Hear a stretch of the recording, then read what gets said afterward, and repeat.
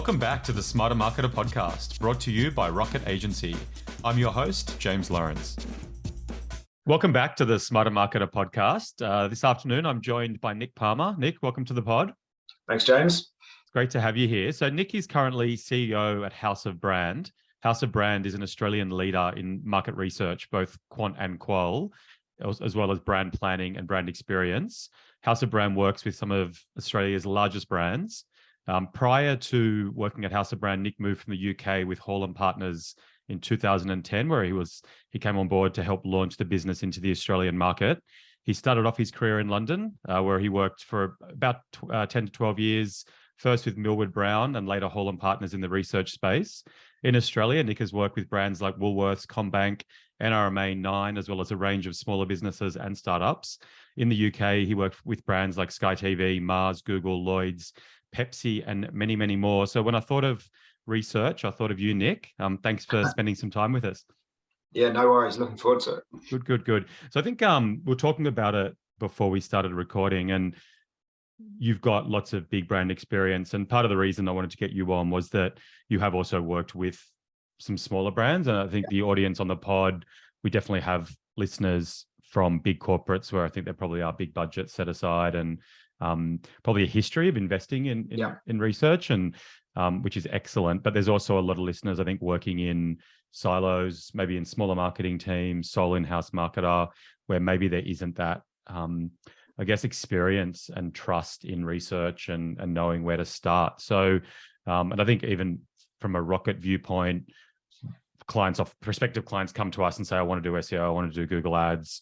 And we kind of go, yep, okay, we'll do some analysis and we think we can get some wins for you. But us and the client probably aren't taking that step back and going, well, where should we play and who are we trying to target? So I think just wanted to throw it across to you just to talk about research, what it is, quantitative, qualitative research.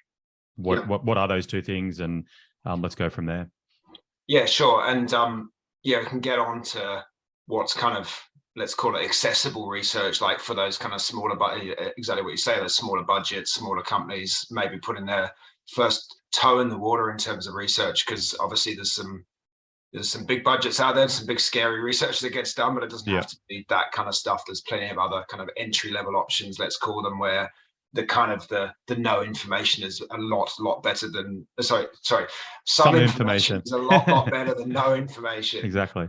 Even if and so working off that kind of principle. But in terms of kind of, look, market research is, I guess, in its broader sense, is anything that gives you information about the market or the consumers or the market you're trying to address, but which is a fairly broad church, obviously. But the kind of, and then that kind of goes into what you call primary research, which is where you're actually collecting data specifically for that project or that task, and secondary research, which is sometimes called desk research, or which is where you are trawling existing information. And actually, for smaller businesses, that is absolutely where they should start. Okay. I don't want to do myself out of business, but there's always some kind of information out there, and it might not be perfect, it might not be exactly your audience, it might not be exactly your category, but it will still be useful. And look, every time we read articles on LinkedIn or something, effectively we're kind of doing some kind of secondary research. A business like ours, and what most people talk about when they talk about market research, is doing primary research, which is going out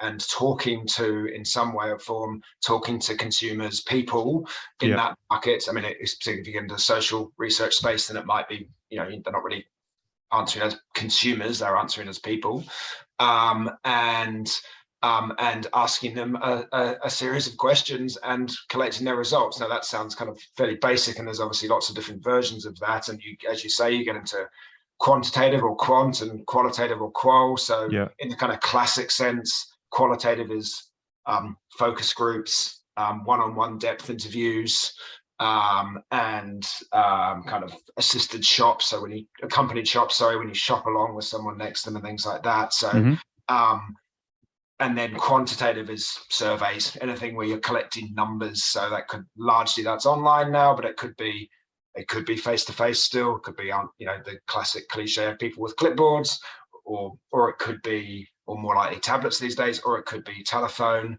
But the vast majority of that is now done online, which means it's been answered on a mobile or maybe a tablet or a laptop, or quite often a laptop.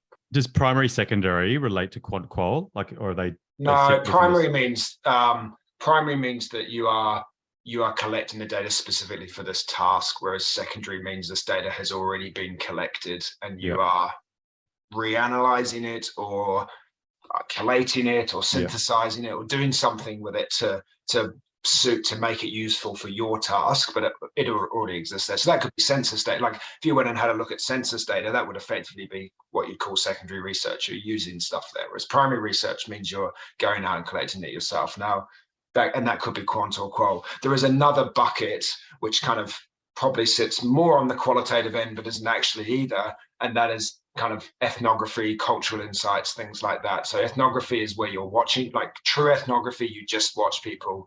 The real hardcore ethnography is going and living in people's houses for a year and working out what their lives are like. Terrifying. Yeah, Louis Theroux kind of stuff. But there are much more kind of accessible versions of that.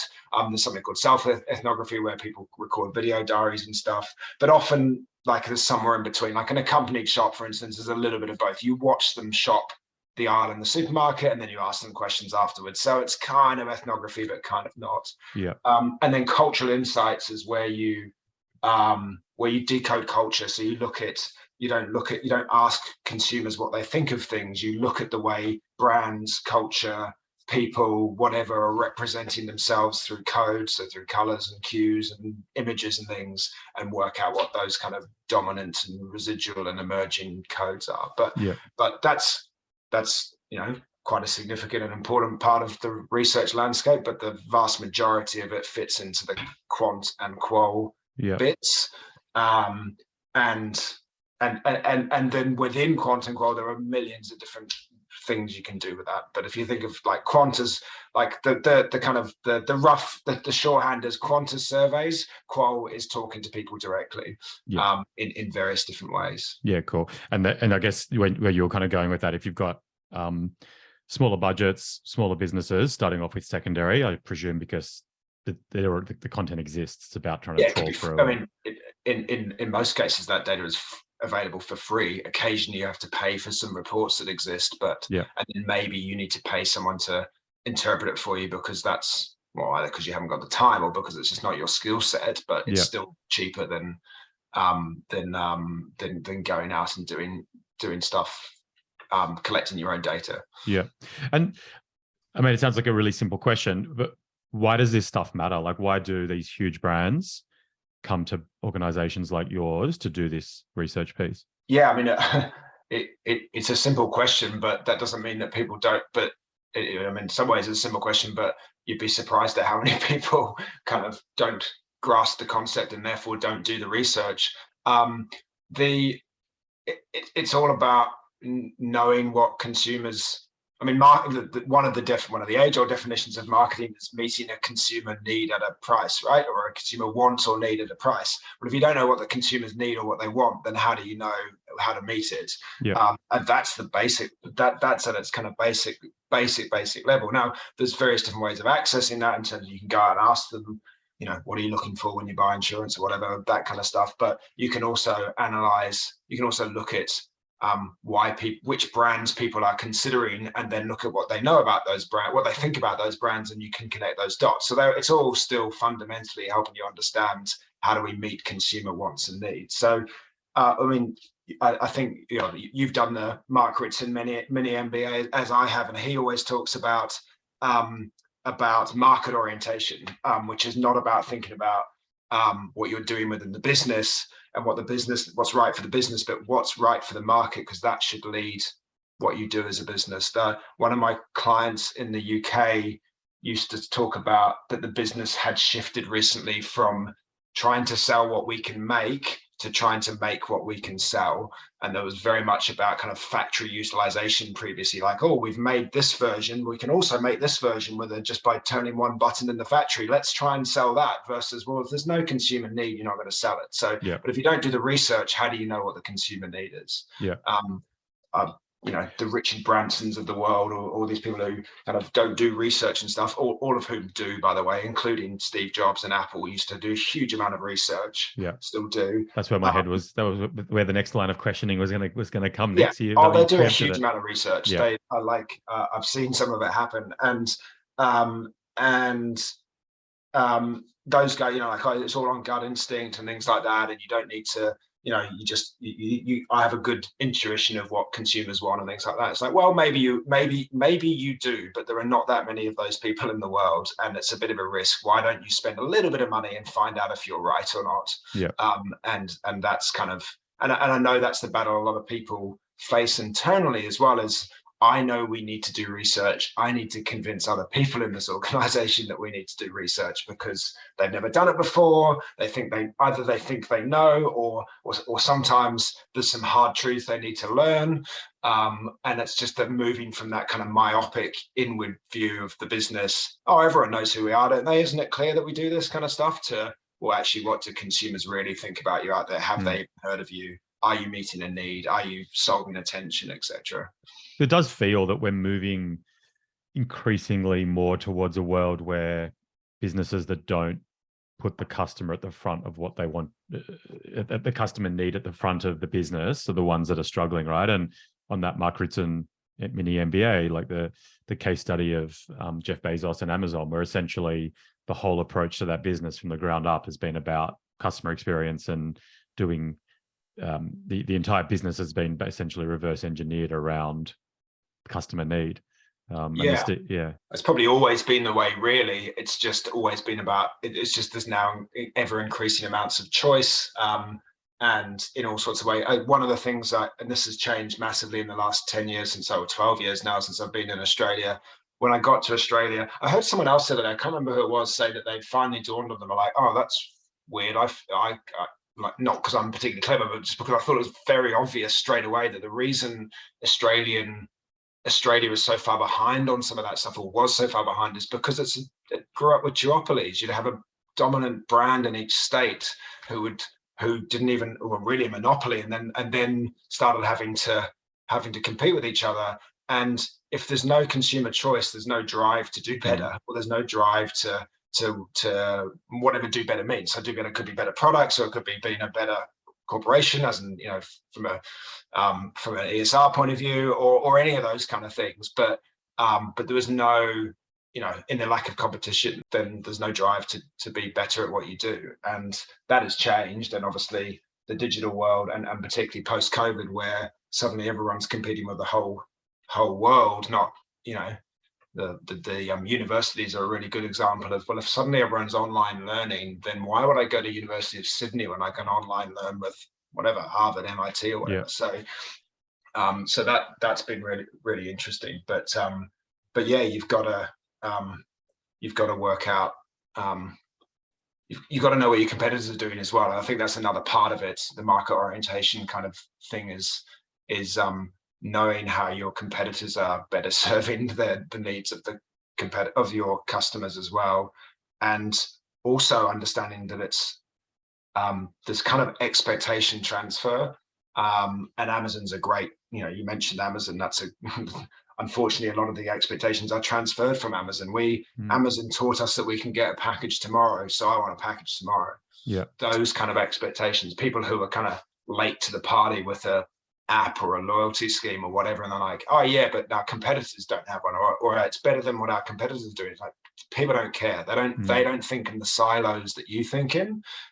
They need to know that they expect your website to work as well as the best websites out there in the world, or in their world, not the best fashion retailer or the best online wine store or whatever. That's not where the expectations are set. So, and to be honest, when in our world, we very rarely get the opportunity to benchmark the brands we work for against that wider universe, because we just don't have the bandwidth in their surveys and things like that. But when we do qualitative work, where we're actually having discussions with people, that's where that stuff kind of comes up. Who's doing this best out there? And that's where they kind of just naturally, they don't talk in the silos that we want them to necessarily. And that's interesting. That kind of leads into my next question. So When do you do quant? When do you do qual? Do you do both? What are the respective kind of pros and cons? Good question. You do qual when you want to discuss and explore and get real depth and be able to probe on stuff. And you do quant when you want robust validation sometimes, or just robust numbers to go off. And sometimes in organizations, unfortunately, you do qual, but as you say, you do quant because the business needs numbers, because in order to plead your case or whatever, or to the business just needs to see some facts based on a large number of people. That's not necessarily a bad thing, but it's just occasionally projects get steered towards quant when actually the objectives will be better answered with qual.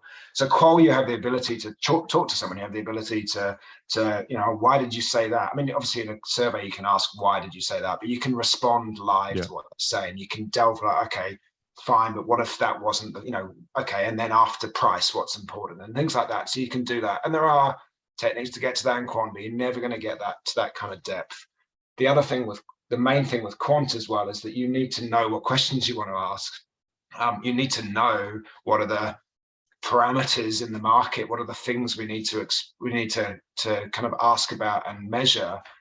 Whereas qualitative, you can kind of go in with some hypotheses maybe, but you can, or some springboards if you like, and then you can go from there. I mean, the kind of classic uses of qual are kind of concept and communications development. So you might have an early form of an ad and you want to make it better. User testing, which you can do quantitatively, but some of that kind of that tactile sensory kind of testing. You want to get a deeper understanding of journeys and things like that, so the decision-making journey, all of those kind of things we really need to explore and get that depth and that color. And then quant, so often you'll do qual first and then validate it with quant. So you take what you've learned in the qual and you'll put it into quant studies. I have done stuff the other way around as well, where you use quant to do a bit of what I kind of refer to as fact finding. So there's some hypotheses in the business. Let's just work out, broadly speaking, what they look like, and then use the qual to deep dive on those things. And then sometimes you even do qual. So you do some exploratory qual, you validate it, you quantify it, and then you come back and once you've worked out, okay, this is the product to go for, maybe this is the segment we're going to target or whatever, then you do qual afterwards to put depth around it. But, and would big businesses, like the big household brands that you kind of, not speaking to any of them specifically, but would they be doing both all the time? Basically, yes. Most of them will have ongoing brand tracking programs, which is what we do a lot of. So that's what we do with Woolworths and CBA and places like that, where consumers are answering surveys about their brand and you're collecting that and analyzing it monthly or quarterly or whatever you're doing. So that's always ongoing. On top of that, they'll have lots of ad hoc projects. So just kind of projects for specific tasks that'll be happening quantitatively or qualitatively. Very few people do ongoing qualitative. It does happen where you have a regular, like fortnightly focus group or whatever, and you just basically throw whatever you want into it. So there's a few brands out there that do that, but it's pretty rare. Most qualitative is very kind of focused on a specific thing. But yeah, the biggest brands are definitely doing both, plus possibly ethno and cultural insights and things like that, but they definitely work across both. When you get it to smaller brands, it really depends on levels of knowledge already within the business about their audience. So if you really feel like you don't know much about your audience, then that's when qual can really help you in terms of having those conversations. But when we're kind of going with that, so the good coverage of the two areas as it relates to big brands, right? An airline or a bank or whatever. And I'm kind of thinking, okay, what about Rocket? So we're a 50-person digital marketing agency working with upper end of small business into mid-market with playing with some enterprise clients as well. Generally, when we're putting our marketing together, we're generally trying to speak to marketers, right? Generally, they're the ones that are making the decisions around engaging an SEO provider or a PPC provider. If I came to you and said, hey, like of the services you have, how can you help us? And keeping it, we're not a huge business, so the budgets aren't going to be vast. Like what would your kind of thought process be? Like, how would you say we should use market research to help us better market ourselves? Yeah. So, I mean, most people will come to us with some kind of objective or task in mind, rather than just, hey, I want to do a market research. But it does happen. But it tends to happen more when someone has told them you need to do some market research, and then, okay, I'll go and get one of those then. Um, but but that doesn't happen very often in small businesses because the chains aren't there that kind of create that. But so they'll tend to come with us with a problem. To take your example, I think it would depend. So, for instance, if you wanted to know across our various different audiences, where is our traction highest? Where are our next best targets?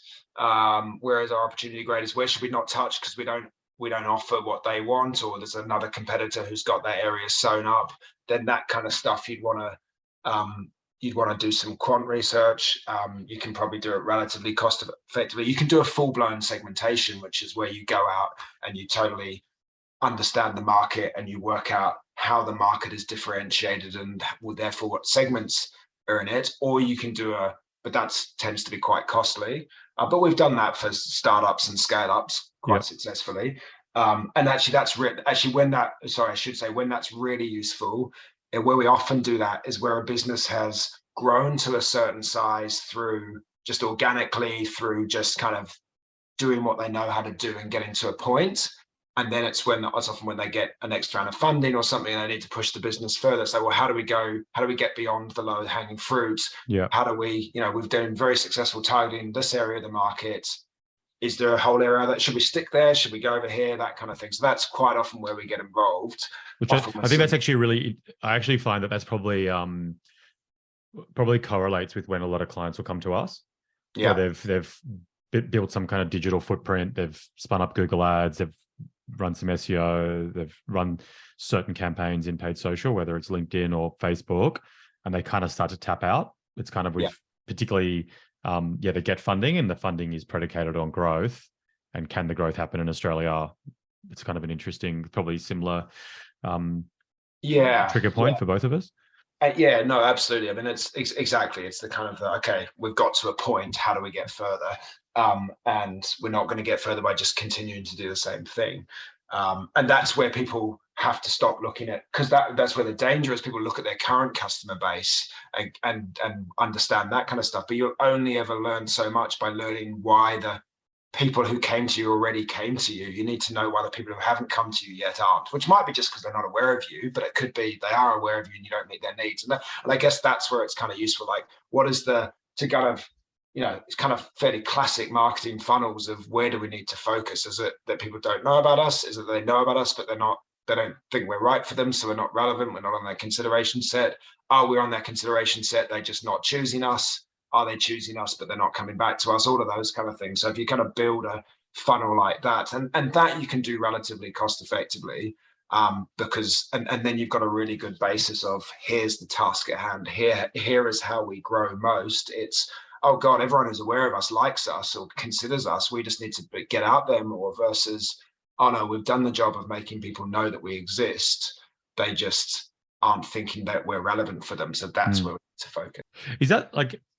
Is that the way you just kind of phrase that around, it's not about looking back at your existing customers to find out where the next ones are coming from. It's looking at the market as to the ones that didn't go with you, which I think resonates with us. I think we're guilty of that ourselves, or often we'll kind of look at, the clients that we love working with the most and go, let's go find more of them.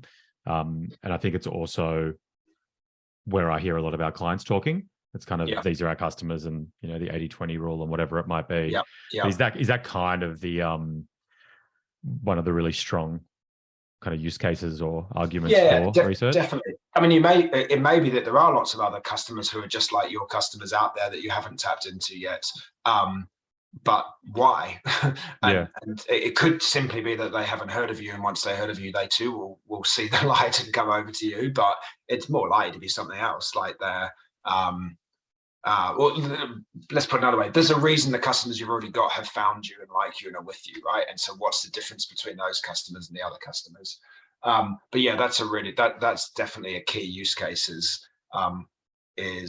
we need, how do we push on, because we've soaked up everything we're going to get from this pool of customers. We know what they like and why they came to us. If we just go out and tell other people about that stuff, then we're only going to get so far. I mean, it could be that that's really powerful, that, and obviously, testimonial marketing and all that kind of stuff and reviews and all that kind of stuff work in that space, don't they? They work in the space of this person liked us, you will too. That is basically what all of those things are doing. Yeah. Trying to find people who are like them to make it feel like it's relevant to them. But it just gets harder and harder and harder by laws of probability and statistics. So, yeah. And how does that, so what, like, do you do work, like, how does it work in terms of developing personas, and who are these portraits of the types of people we're going to build to try to market to?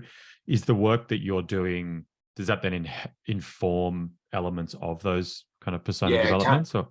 It can do. No, so yes, often it does, but it doesn't have to. Sometimes clients come to us with their own ideas of what these personas or segments or cohorts are, and that they want to, and then what they really need to know is understand them more. So they might come. So it could be verticals, for instance. They might come to us and go, well, these are the main in our category that we target. These are the 6 big verticals. We're doing well amongst these 2, but not amongst these 4. Let's size those verticals.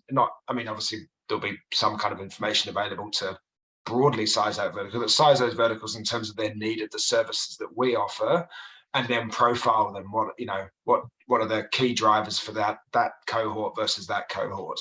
That vertical versus that vertical. What do they need to see? What do they need to see? Exactly. So, and then you can work out which to go after. I mean, the really good golden rule to always go back with your marketing is segmentation, targeting, positioning in that order. So you segment the market, then you work out who you're going to target, and then how do you position against them? So some people will come with the market already segmented. They need to know how to target them. And then what the positioning should be. Some will even come with, we've decided we want to target this segment. How should we position them? Sometimes you come with nothing. And that's when you have to let the data tell you how to segment the market, because a lot of it, without naming any names, as a startup, a B2B finance company we worked with, who were working in verticals because that's the available data, the way they could work, where they'd seen success and things like that. And they were very smart in the way they did that. Actually, they were very good at understanding those verticals. But of course, the people making the decisions, some of those things existed across multiple verticals. And so what we did is produce kind of attitudinal segments based on, which definitely had vertical skews to them, but which are based on the type of people and the decisions they're trying to make to work out how to message and market to those people. So some people, what they really cared about is security, and that you're not going to go under, I'm not going to lose my loan, etc., etc. Other people wanted transparency; they wanted to be able to see where they were. Other people wanted customer service, like whatever those things were, and that doesn't necessarily align with vertical. That aligns with people, and people, the same type of person could be working in a hairdresser's or a florist's or a restaurant kind of thing. So that's where you kind of creating these personas and then going, we should target these personas, and this is how we should, segmentation, these are the personas. Targeting, we should target these ones, and positioning, here's what we need to message to these people in order to make us successful with those guys. And I think we'll often have people approach us kind of saying, I want to do SEO or I want to do Google ads. And it's like, but the types of people that you're trying to move aren't behaving in a way where that activity is actually going to do anything for you. And definitely, it's the marketer in me saying you should be doing outdoor or you should be doing whatever else, but they've kind of, because they're already executing on this kind of tactical basis, they haven't kind of actually they haven't taken a step back to go, well, who are we trying to move? That's right. Exactly. I mean, segmentation, targeting, positioning, and then it's only after that you get into execution and how do we get the message out to these people? And that's it. It makes it a lot easier for us to then execute when we've got those kind of building blocks kind of presented to us. I think that's a really good overview of qual. We obviously haven't dug too deep into the actual tactics that you're operating within, but so if there's any marketers working in bigger businesses with budgets for research, then I think it's like, house of brand, great, doing X, doing Y. I know a lot of listeners, as I kind of touched on when we kicked off, either sole in-house marketer in a business, small team of 4, maybe working really closely with a business owner who just has no understanding. Like he goes, he or she, I know who my customers are, go and do X. What are some just really practical ways of going about this? Like, how do you do research that actually might be beneficial?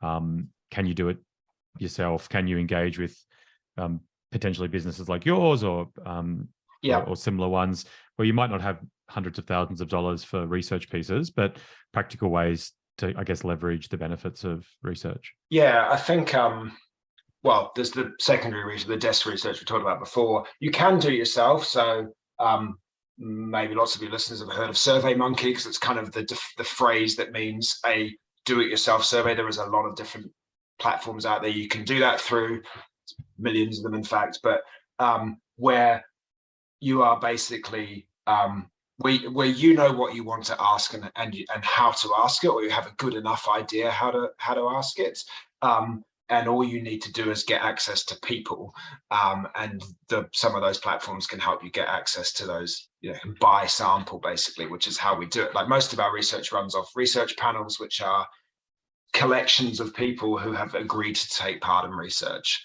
and it's how all of the big brands do it. It's all other small brands do it. It's just the way it is the way these things are done. But so if you feel like you have enough of a grasp, or you have so little budget that you have no other option, you can do it. You can do that yourself. The next kind of step up from that is paying for someone to do that for you, but you're happy to just take the data. So you need someone to help you maybe get the questions right and implement it, like actually put it out there and run the field work, so to speak, but you're happy to analyze the data yourself. So that can be pretty cost effective too. An agency like ours can add value there, because we can help you write the questions better. If you've got a fairly good idea, then you might even be able to go to someone else who can do that for you, but you might as well do it yourself then. So, and then the next stage up is kind of where we're actually analyzing the data as well.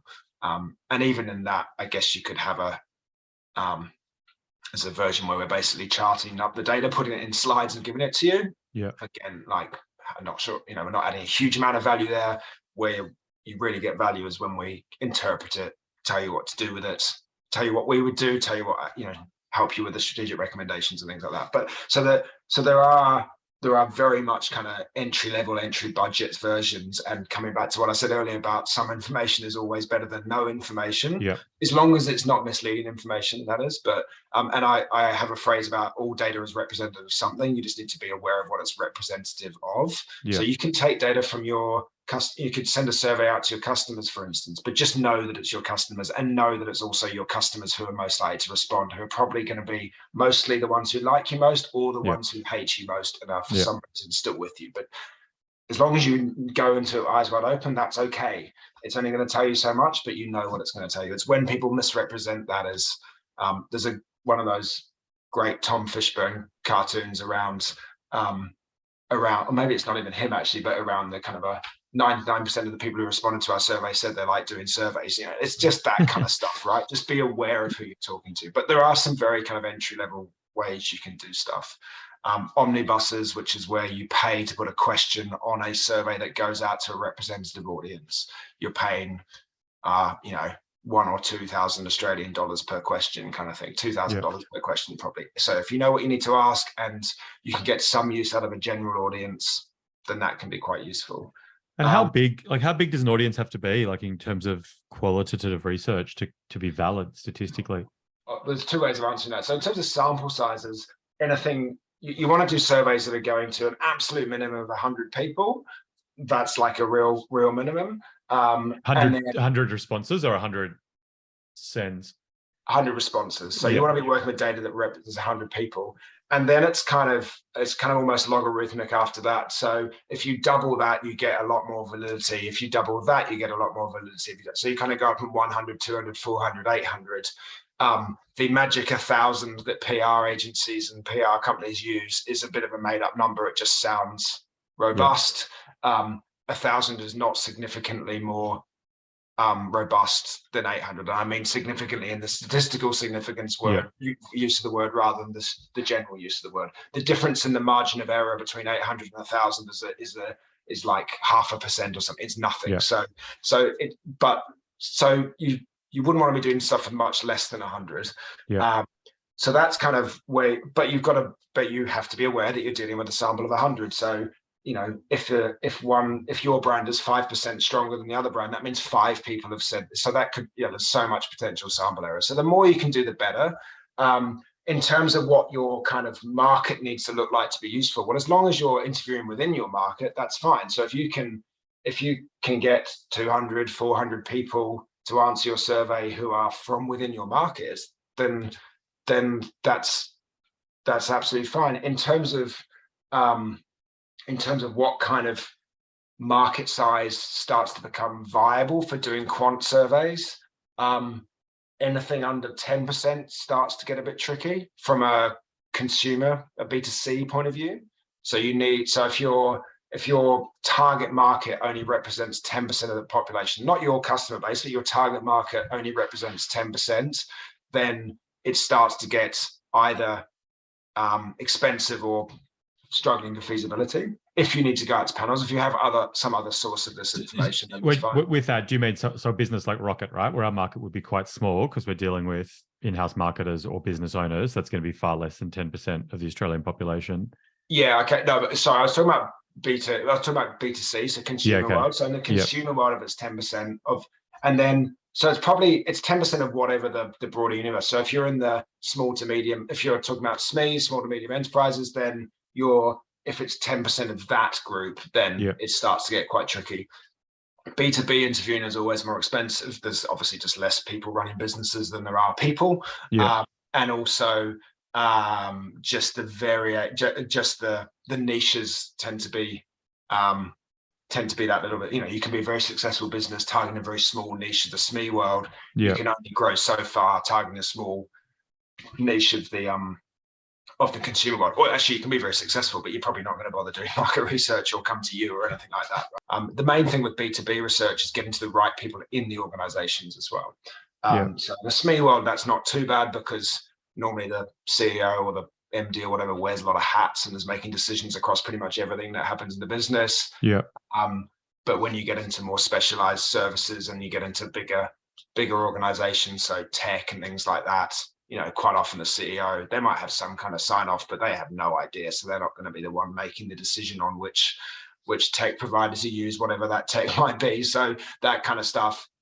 Whereas finance, for instance, in a small business, it's probably going to be the founder, CEO kind of person who's decided which bank to go with because it was the one they started with, rather than but then also if they kind of get to the size where they have a CFO and things like that. So that's really crucial, is getting to the right group of people. There are lists out there, obviously, that can get to the right people as well. So, but it depends on if those lists are available and are going to get to the right people. So it does get tricky in the B2B world for sure. But there's definitely ways of doing it. I would also have recently started advocating to a lot of clients in that space, or new clients in that space, to kind of go, I wouldn't spend a huge amount of money putting a survey out to a robust sample of businesses to find out that your awareness is only 10% or whatever, because and then only 10% of that sample is particularly useful to me. I can use the other 90% to show me what's important in the market and where my competition are and things like that. But if what I really want to know is, where does my business stand right now? It's kind of a waste of money. Not a waste of money, but what you're better to do is invest that money probably in doing some one-on-one depth interviews with people where you're not going to get a robust validated sample, but you're going to have a lot more value out of talking to people in depth about the category and the brands in it and what they think of you and why they haven't used you and things like that. And also get a bit of a feel for, are you on the radar or not? You're going to get a lot more value out of that. So you'd be using Qual for that, where you kind of, you're a startup-ish, you kind of not that well known. You want to learn a little bit more about the actual market itself, as well as your position in it. Use Qual and kind of use that as the next step to. In terms of that, we need to, what are people looking for in the market that we're not providing, or what are we looking that we are providing that we should message about and things like that? Then sometimes that can be more valuable. And that's what I was kind of saying before. What sometimes, unfortunately, we get in those situations. They go, yes, but I need to show the VC or whatever. I need to show them some numbers, and that's where you go into kind of a numbers discussion.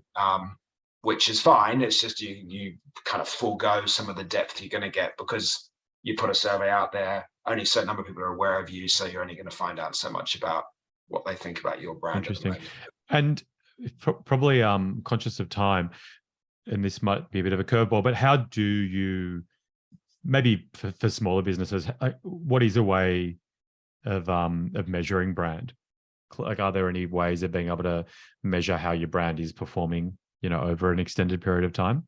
I mean, beyond obviously sales and revenue and things which they'll be doing already, I think it kind of comes down to some of the classic funnel stuff. So are people aware of you, obviously, but also spontaneous awareness? Because there's one thing, I mean, without wanting to get into detailed discussions about mental availability in the world of Byron Sharp and how brands grow and stuff, there's a lot of brands out there that are even in very big established categories, very mature categories, where everybody knows the brand, but they just don't bring them to mind. So that's important. Are you on their consideration sets or somehow kind of relevant to them? We would always advocate for tracking both the rational and emotional perceptions of the brand. There's another definition coming your way, but that a brand is a product or service with a personality. And so measuring the personality of the brand is very, very very important. This isn't all about kind of the what is your why, getting into purpose. Yeah, totally. It's just about kind of what's the kind of the emotional side of your brand rather than just what do you do. And how do you track that? Like, how do you? I'll sometimes be sent reports from clients, kind of going, 47% of people in that market know of our brand, and we're tracking it, and we want to run digital campaigns to grow awareness of our niche product in a pretty niche category, and they'll have industry surveys or whatever else. Like, how do you, if you're a like, I think it is probably not so relevant for a small biz. If you're an emergency plumber, you're probably not that important, but there'll be definitely listeners to the pod where maybe there are 3, 4, 5 alternatives rather in their industry. Like, how do they track what their target market thinks of them compared to, well, not thinks of them, but even knows of their existence? Yeah, I mean, it's about some kind of ongoing measurement, whether that's, it's probably not, day in, day out, every month, like some of these big brands we're doing 1,000 sample every month for or more. Yeah. It's not, it could be 6 monthly, quarterly, yearly. It kind of depends on where you are in your growth cycle and how much activity you've got going out there, and also what are your purchase cycles within your category. But it's about regular dips. It's about doing it's about kind of measuring the same thing over and over again, because the idea is from a kind of a testing point of view. It's a bit like A/B testing, not A/B testing, a bit like live testing. The idea is the survey is the same. So technically the only thing and the sample should be the same, not the same people, but the same makeup. Yeah. Therefore, the only thing that should have changed is what's happened in real life. And therefore, if this measure is 5% here and it's 10% here, we know that has happened because of what's out there in the market. So that's the way you do it. You do that with a sample that represents your target market, your broad target market, and you'd measure your brand, your competitors' brands on all of those things like awareness, consideration, preference, and things like that. But also, what are the perceptions of the brand? What do they think of our brand? What do they think of the other brands, both from a rational and a personality point of view? And you might also track whether people have seen your advertising and things like that as well. So then, in terms of your point earlier, if you're B2C and you're a bank or you're an airline, probably pretty easy to get out there and find people. But if you're a obscure ERP provider in a hard-nosed B2B space, difficult to then. More difficult. Yeah, so I think the more you can tap into syndicated industry surveys, the better. But a lot of them, that's just not relevant for them. They don't. That industry survey doesn't exist for them, and therefore it's about creating a bespoke piece of work, and it's then just about balancing the cost versus the frequency. Obviously, every brand would like to be measuring every month, but they can't, and nor do they need to.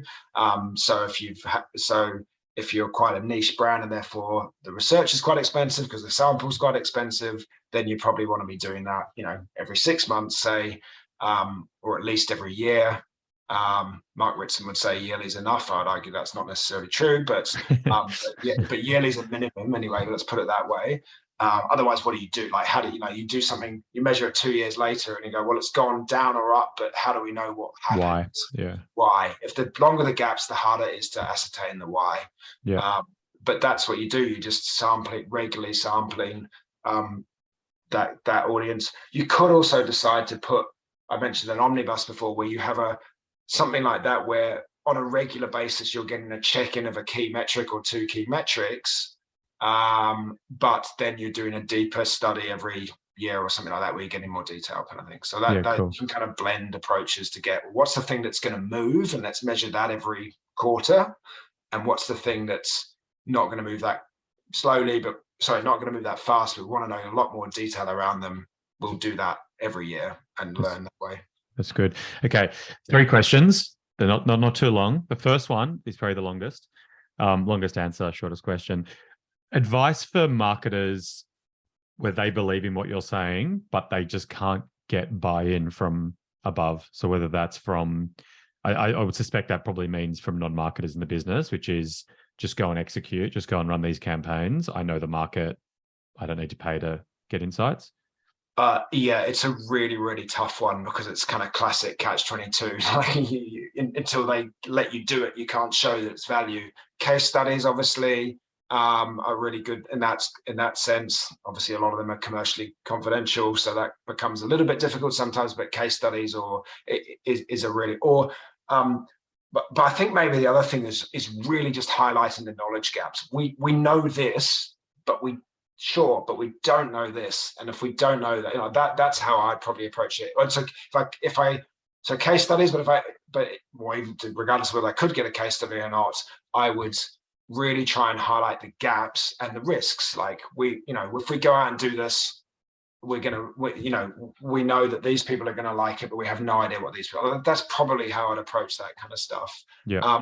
And what we do also, and what we do in those kind of situations where we know the clients are in that space, is we provide them really good tailored example outputs. So not here's some charts we created earlier for someone else, but here is the kind of thing we're going to produce for them with dummy data in it, of course. Yeah, so collect the data, because that actually really helps those people go, oh, I'm going to learn that. Oh, I'm going to see that. Oh, yeah, that's right. I don't know that. So that actually really works as well. So that's a great idea.